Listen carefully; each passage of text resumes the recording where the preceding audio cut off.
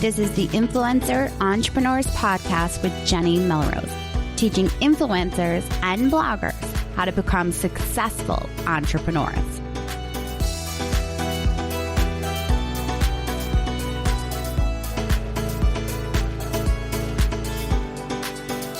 This is episode 134 of the Influencer Entrepreneurs Podcast with Jenny Melrose.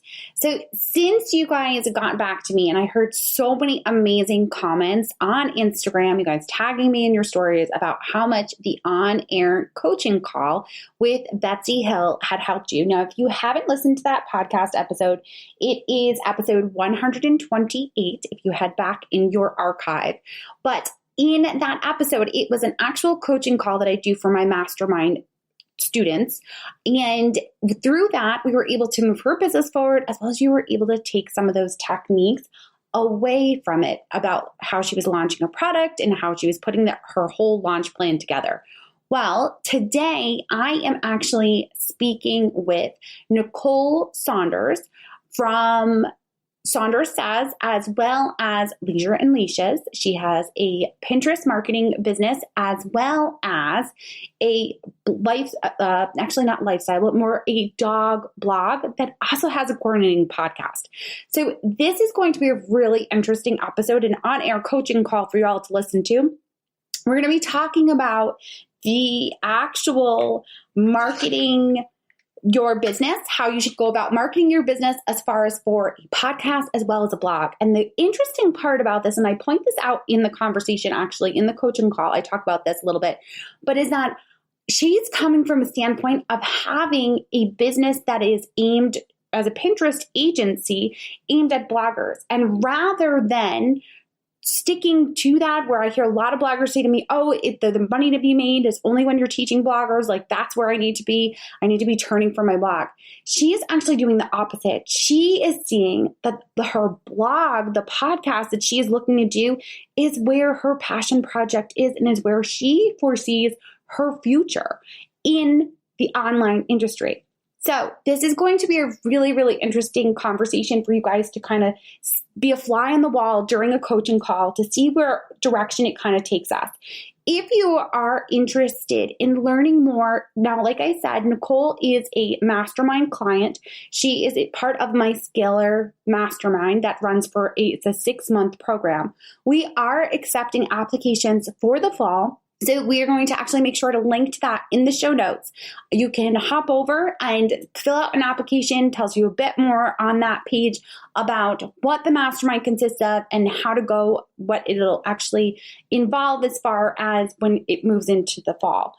All right, you guys, we are going to dive into marketing your business, whether it is a podcast, blog, or a social media channel. Let's dive in. All right, so talk to me. What's been going on? All kinds of things have been going on. So, I am balancing the Pinterest side as well as with this whole launch of a podcast and the dog side of my business. And everything, the podcast came out. You did the launch for that. The podcast came out. The launch is it launched. It went live launched yesterday. So we've started getting some reviews in. And the funny thing is, so with Storm's account, because she has almost 14,000 followers, I'm surprised that she hasn't pulled in more people for reviews or just being somewhat interested. Like we did a poll a long time ago when this was just an idea on her account. And it was like, would you rather listen to or watch IGTV videos, or would you rather listen to a podcast? And it was pretty 50-50 split, but we had a lot of people vote on that, which is funny because now it's like, and maybe we didn't tease it enough on her account, but I did a live on there last night and there weren't a lot of people that hopped on. And then just with like, hey, have you listened to the podcast yet? Oh, do you want a chance to win this gift card for leaving a review? And the engagement rates on that has been quite low. All right. Did you use a poll when you did that? Yeah. So I did the live, and then yesterday or last night, I did a poll. So I did, I think it was like, would you like a chance to win a $25 gift card by leaving a rating and review? And it was like, yes, I like money sign, or like, no, I don't like money, something like that. So, and the just the amount of people that have voted has been very low. All right. How did you follow up with the ones that did vote yes? Sent them a message, and was like, the little emoji with the blowing the horn face. Right. And then was like, would you like the link to the podcast? So I asked them that question. Right. And the one person that voted yes already, I didn't even knew she had left a review because I know her. And then the other ones sent one a response last night, haven't heard anything. And then this morning I started going through them again. So just waiting to see, hopefully that will help. But it's surprising that her account is so big, but the engagement has been so low on that. So the thing to keep in mind, I think, with podcasts especially, is that there are definitely people that obviously know what a podcast is. They're listening to it. But leaving a review, for some reason, is complicated. It takes, it definitely takes some effort. And a lot of them don't know how to do it. Especially the things. Okay. Number two is like, depending upon the platforms, if they're listening on Spotify or they're listening to any of the other platforms other than iTunes, it's not even necessarily a thing to leave the review. And then when you do have to go all the way down, they don't know how to do it. I have had bloggers who we all know, like they're tech savvy, they're supposed to be they know how to do all this kind of stuff. They don't have a clue. They don't know how to do it. I think we're high functioning individuals. Sometimes we overthink things. So that's probably it. But that gives me a good idea. I think I'll do like one of those videos where it's like showing what to do. Because I kind of feel awkward about leaving a review for myself, but I'm going to do that. So maybe that'll just show them like, oh, this is how you do it. Because even my sister was like, oh, I left a rating. I said, well, to be entered into the contest, you need to leave the review part, because I don't know who left a rating if you don't leave a review. And you're telling them to leave their Instagram handle or their email. What are you having them do? So whatever the name is on the account, we'll announce that on the stories and stuff, because we're doing the 4 $25 gift cards. So that way each dog gets to give one away, plus our Leisure and Leashes account. So if I don't know who somebody is, I can kind of, put that out there. But most people I have been able to recognize by their account name, because it's either pretty similar to their Instagram handle or it is their actual name. Okay. All right. Yeah. I have run into a couple times where, and like seasoned bloggers, like my 6-figure bloggers, will turn around and say to me, Jenny, I just left a review, but I didn't know where to put my name. So I just put my Instagram handle in the contact, like in the review. And I'm like, that's fine. It's okay. Yeah. For some reason, they just, I don't know if it's the way that it's kind of set up. I don't know. There's something about iTunes that people just can't seem. Yeah. And that's what I've been pushing people, like, hey, it needs to be an iTunes review. If you leave us a rating and a review on iTunes, even though we're on the other players, because the ratings and reviews, like, I don't even know, like, I don't listen to any other player. I'm just putting it out there because I know people have Androids, but most people are going to iTunes. That's where I go. And then with the iTunes ratings, like, I know that new and noteworthy might not always mean the best thing, but it's still something that I want to accomplish with our podcast. And we, there's only so many weeks that you can set out to do that. Right. Yes. No. So I think that that's good. And then the other thing that I was thinking too is I would do another like poll or whatever on all the different accounts. Okay.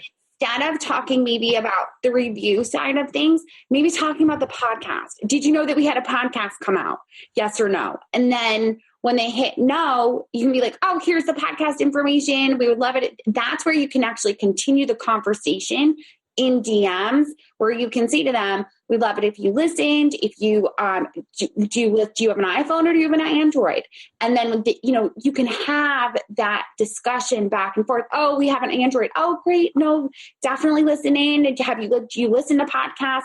Like, honestly, I think that the biggest piece that people are missing when it comes to the DMing with Instagram is continuing that conversation. Yeah. Making it more than just the spam, like, here's the link, Yeah. That's why I ask a question instead of just like, oh, hey, saw you voted no, here's the link. Like, so that's why I'm like, hey, would you like the link? Because then it's like, okay, you're giving me permission to give you that. So, and we've done that before with, because we got a lot of, it's funny, and maybe Storm's, maybe her account, the audience on her account just isn't as familiar as with podcasts, like you mentioned, because when I asked them, like, to guess, like, what we had coming out, and somebody said Pinterest, and I said, well, we actually have a Pinterest account. Would you like the link? And I had so many people vote yes on that. So that could be it too. Yeah, it's just, we assume because we live in this world of just, everything for us is online. We are so used to it's just second nature for us that a lot of them, they just don't. I mean, another thing that I can tell you about podcasting is I think I was probably almost a year into it. I had someone that was inside my membership site, had bought Pitch Perfect Pro, that turned around and emailed me after one of the emails that I sent out about a podcast episode and was like, oh, I didn't know you had a podcast. And I wanted to bang my head, but at the same time, it made me step back and say to myself, clearly I'm not talking about this enough. If someone that has one of my products and sees me weekly doesn't know that I have a podcast, it's not enough, no matter how many times I think that I'm saying it too much. Yeah, and I've realized that too, as far as with my Pinterest side with Saunders Says. It's like I could talk about Pinterest till I'm like, I have no brain cells left, essentially. But then people are like, oh, you do Pinterest? And I'm like, where have you been? Like, yes, I do Pinterest. I manage Pinterest accounts. And so even though, us as entrepreneurs are sick and tired of saying the same thing over and over and over, we're the only ones that hear that all the time, because we're the ones putting it out there. And, different audiences are on different things and are listening at different times, seeing different media. So yes, no, it is so true. And it does. It often feels like we're saying it too much when in reality, they're not hearing it. Mm-hmm. Cool. Yes. All right, good. So that's it. Good focus for the podcast and kind of being able to move forward, continuing to get it out there, get the reviews. And how many episodes do y'all have out now? So we launched with the trailer and 2 episodes. That was yesterday. And then Monday, I have another episode coming out. And I have one that is just sitting to wait to drop. Because it's about Elliot on his own, I want to record and have the ones about Storm and McCartney as well before I drop that, because I feel like that would be weird. And I don't know why I decided to edit that one when I did. I guess it was just easy. And so it's just sitting there waiting. And then I have an interview episode I did about a girl who brought her dog from Thailand to the U.S. And then I have an interview scheduled for today that's about working. It's with another woman who's mid-30s. So she's talking about her life with no kids and having animals, but also rescuing dogs and her experience with that. So I'll have that recorded. So, and I don't want to put those episodes out until after we have a couple of just us, probably until we have about 10 episodes of just us, but I want to have those ready and in the queue and waiting. So that way, if something does come up, at least I can still get something out, and I'm not like, oh my gosh, I missed a week. I don't have a podcast to put out this week. Right. So now you're publishing once a week then? Yeah, we're going to publish once a week. I did Thursday this week, and the only reason I did is because I don't like odd numbers. So I was like, I don't want to go with Friday. There was no rhyme or reason to that. And then I was like, oh, let's go with Monday, because I feel like that's enough time to get back to the schedule. And I honestly think our publishing day will end up being Tuesdays, just because that's what it's been with my blog. It just feels like a good day. But I in the beginning, I just kind of want to get a couple more out there so people are like, oh, this is something that's going to come out, and not just, one drop. Because I think a lot of people get caught up in this. I'm going to do a podcast, but then they get approved and then that's it, because either they don't realize how much work it is, or they just don't do it. It's kind of similar to launching a blog. It's like, oh, I'm going to do this blog and have all these grandiose plans, but then you have published 3 posts and that's it. So yes.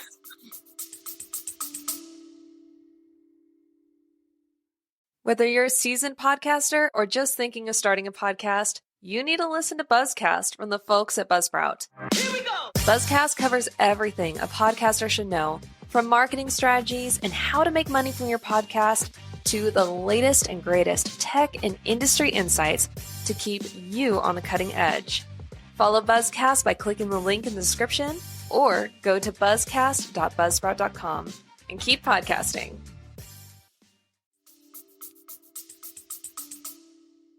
No, I think that makes a lot of sense. I like the scheduling actually of Tuesday. If I could go back and do it, I probably would do Tuesday myself, just because it gives you a buffer after the weekend to have everything kind of like, if you need to touch up things on Monday, then you can. So yeah, no, I love that schedule. That's smart. Yeah. And so then I'll plan, I want to get on the email system as far as, because I was reading a lot about people publishing podcasts doesn't matter, the best day of the week, the time, like whatever. And honestly, not really, because it's a worldwide medium.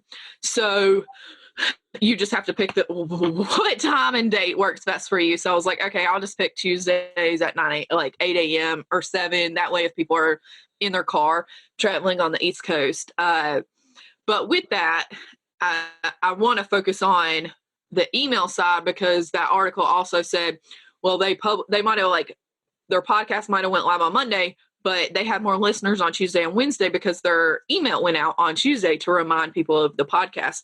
So I really want to focus on that side and growing that, and getting people on our email list, because we have that freebie opt-in, which we tease in the podcast as our own sort of ad. Right now, without having like a paid sponsorship, that would be, essentially we're sponsoring our own podcast. Yes. The thing too about that, I can say via email for me increased once I actually started emailing 3 times a week with new, older podcast episodes. Obviously, I've been at this for a while now, so I have over 100 that I can kind of send them back into the archive. But downloads was up like 150% for the month. Awesome. Because of that. It makes a huge difference. So starting out, I would say try to get it once a week, continue to build that audience, like you're saying, by offering the freebie whenever you can. Offer the freebie on Instagram too, like in your stories, talk about it. So that you can get some of those people that are on Instagram into your inbox as well. Like ultimately, that's what you're looking to do. A lot of people, it's funny because I just had a podcast interview with Jenny B from Biz Mavens. We were having this conversation about social media and email and the importance of it. And the underlying thing is always, you have to get those people that are on social media over to your list, because if they're not on your list, like you just said, they're not going to see it. They're not going to hear you. That percentage, she had done a study where she said that it was worth, one email service person was worth 27 times one follower on Instagram or Facebook or any other social media platform. Yeah. And two, you own that list, and you're really massaging that relationship and building that know, like, and trust factor. Because right now we don't have plans to sell products or anything with that account, but who knows, down the line, maybe, I don't know. But I also think, as Travis, my husband, and I have decided, this is more than a podcast. This is a business. This is brand collaborations. This is a blog. This is what we're growing.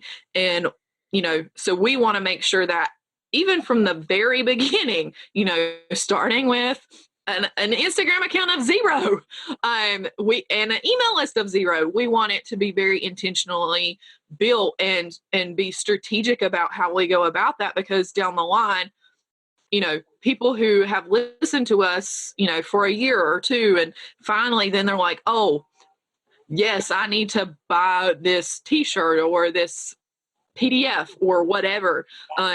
That I think it's going to set us up for success better than if we just, we have this podcast, we have this freebie, and then we do nothing with it. And I think, even in my other business, that's a mistake I have made and have seen. So, and I think a lot of people probably do make that mistake because it's easy to forget about your email list. Yes. Well, it's having that business mindset right from the get-go and understanding that if you're going to make it a business, income has to be coming in, best place to be able to have that connection with them. Like you said, to build that relationship, it's going to be your email. So I love that. Yeah. And they're going to connect you to Nicole. The podcast, the great thing about you is your personality and the way that everybody always talks about your accent. And, it's what they connect to. They're going to know it. They're going to recognize it. I can't wait for the day that you're in a local dog park and someone says, oh my God, are you so-and-so? And you're going to be like, what? Yeah.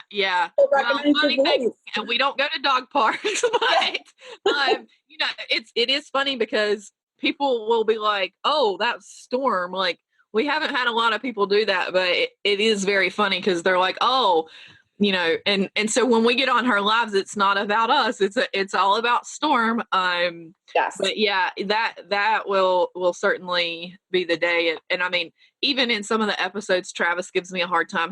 Because to me, R like our dogs, but our dogs are our babies.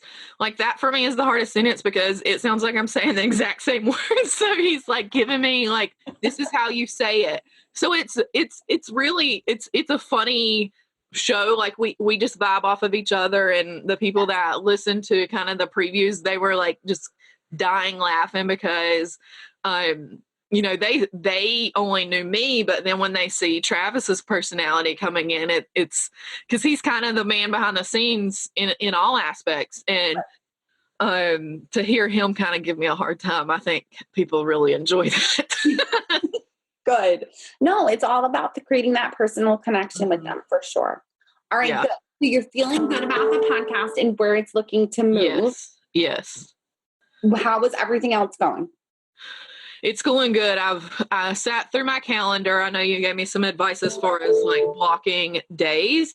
Yes. And so I was like, okay, I'm going to block off Tuesdays and Thursdays because those were my office days anyway. So I was like, I'm going to dedicate these days to Pinterest. But then yesterday was really the first block day.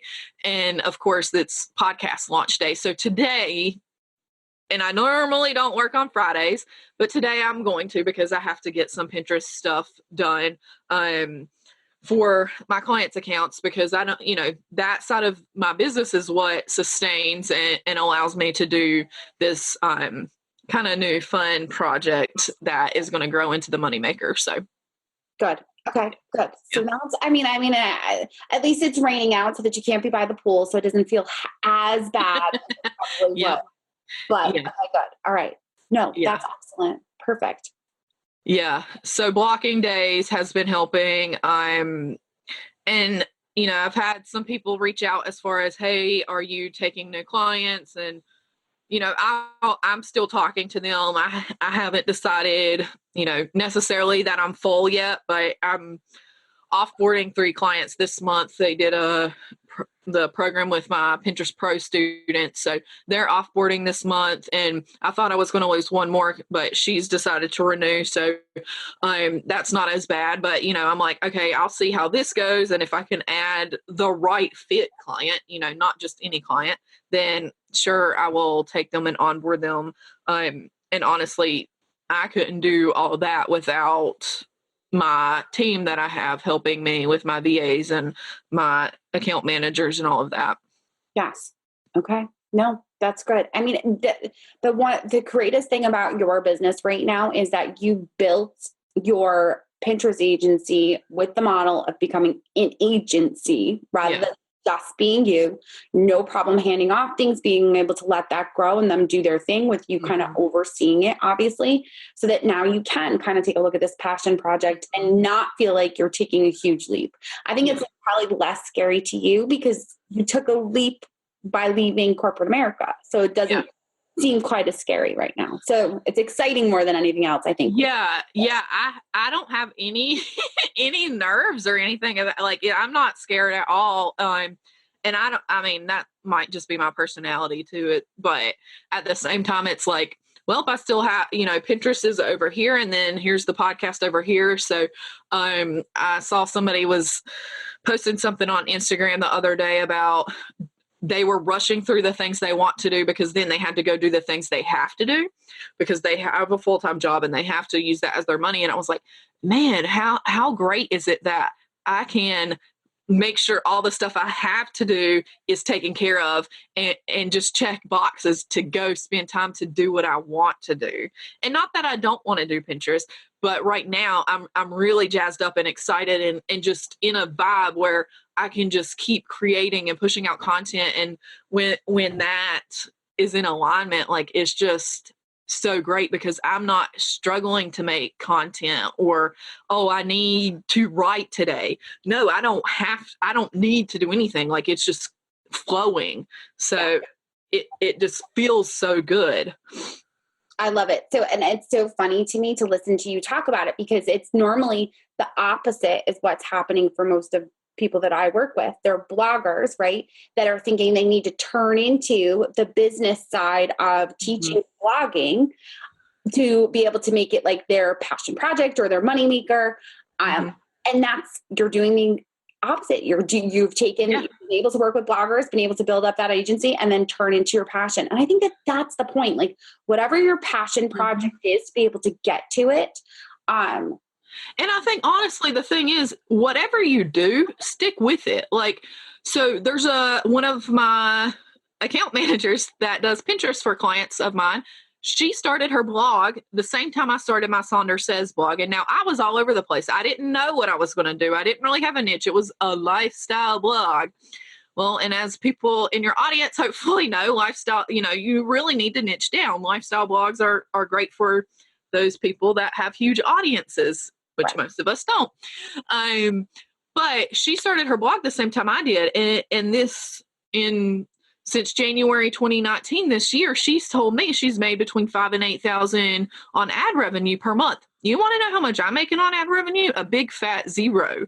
And yes, we're in totally different niches, but at the same time, like, she has stuck to that. That has been her niche from day one, and she's really dedicated to that. And, sure, if I would have picked a niche about whatever, sure, maybe I could be doing that. But I think sometimes people want, the grass is always greener on the other side, right? But exactly what was running through my head too. But at the same time, like, services are a whole different beast. Like, if you've got that blogging side down and you're like, oh, I want something else, like, what else can you do on that blogging side? Because services, they take time. Whereas a blog, that's on, like, you get as much out of it as you put into it. And that's just you.